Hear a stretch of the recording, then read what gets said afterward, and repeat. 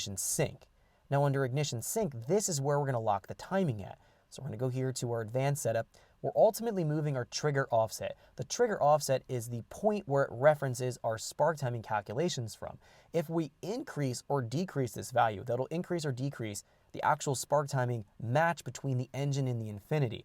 This 13 degrees here could be right, it may be off. We're going to check it with a timing light and see how far we're off. We may be off a few degrees, we might be off a lot. The way the engine idles and runs, I'm suspecting it's probably pretty close. So we're still going to check it with a timing light. So in this case, again, my timing light is hooked onto a spark plug lead. It's just a jumper lead. It's an old spark plug wire between my number 1 coil and the spark plug. And I'm going to point the light at the balancer and we're going to find out what happens. So what I'm going to do right now is fire up the engine here. Go and fire it up. All right, fires right up, that's good. We're gonna go here to our lock ignition timing at. I'm gonna set this at 15 degrees. If I click lock ignition, now if we take a look here in my ignition window, spark timing is locked at 15 degrees. Even though I'm commanding 10 in my actual spark timing table, it's overriding that. This is the absolute timing that it's going to run at the engine. So I have my timing light set at 15 degrees. On my light, I'm gonna point my timing light at the balancer and shoot for my timing mark on the cover against the first marker that's on, first marker to the left, that's on the balancer. That's the TDC marker for an RB25 engine. So I'm gonna jump out and do that right now, and then I'm gonna talk about what we have to adjust here and ultimately what I ended up at. So it's gonna be taking me some time to go back and forth. I'm gonna go check it. If this is off, if this trigger offset isn't matching, so if I locked it at 15, it's not at 15, I'll have to use my advanced timing values here. I can either use large or small increments. That's going to be moving my trigger offset from this stock value here, 13, that's where AEM has found it to be at. We'll be able to increase, advance the timing, or decrease, retard the timing, essentially moving our trigger offset up or down in degrees. We'll figure out where I end up at, because this is going to take usually a couple trial and error processes if it's off. The one thing I do want to point out, with an engine that has an adjustable sync on the engine itself, we have a cam angle sensor.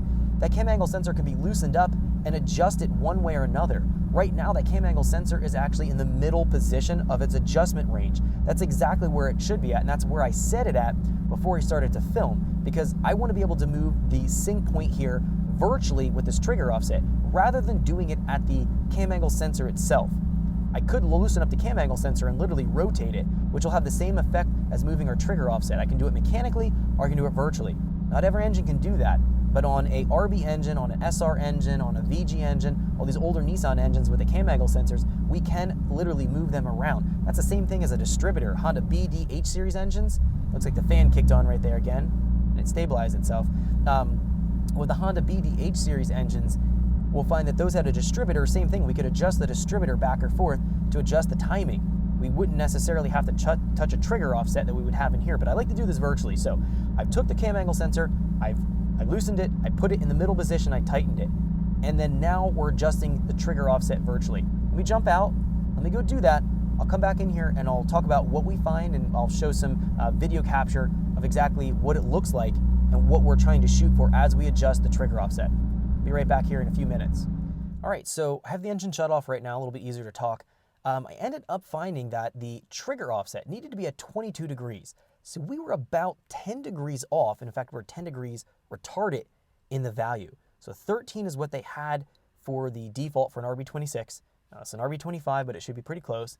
So we found that I was at 22 degrees. 22 degrees gave me my timing mark right at that TDC when I had my timing locked at 15 degrees. So I had my timing wheel on my timing light set at 15, pointed it at the actual balancer, and you can see coming up on the first video here, I was about 2 teeth off.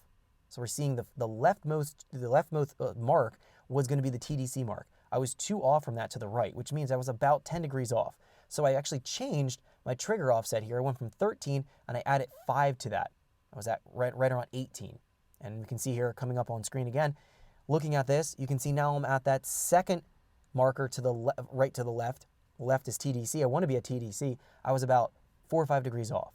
So then I went in and I moved in a smaller increment. I went into the trigger offset here and I changed it from 18 and I changed it to 22. That's what I ended up at. And you can see here in this particular video, looking at it again with my timing light pulsing, that we are pretty much lined up right at that marker. So everything looks good.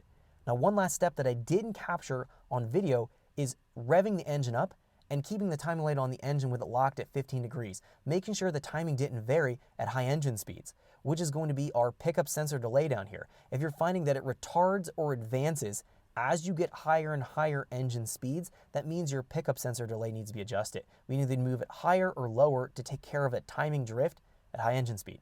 So in this case, I didn't have any. It was pretty much right on within a degree, so I left everything alone, and this is what I ended up at. So this is what we're going to be continuing on the video with and doing any kind of timing adjustments, any kind of last minute tweaks for the idle control. So what we do need to do is go up here to lock ignition timing and toggle this off. If we don't turn this off, our timing will stay at 15 degrees all the time.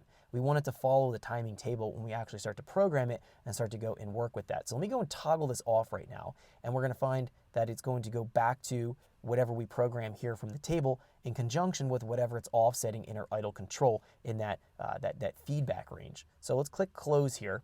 And let's commit. Thanks for checking out our teaser clip. If you want to see the rest of this video and more than 500 hours of current EFI training we have to offer, make sure you click right here. If you want to go and check out more teaser clips from this training course, click here. And you don't want to miss any of the videos we're going to be releasing on this channel, so make sure you subscribe and click here. Thanks for watching, and I'll see you guys later.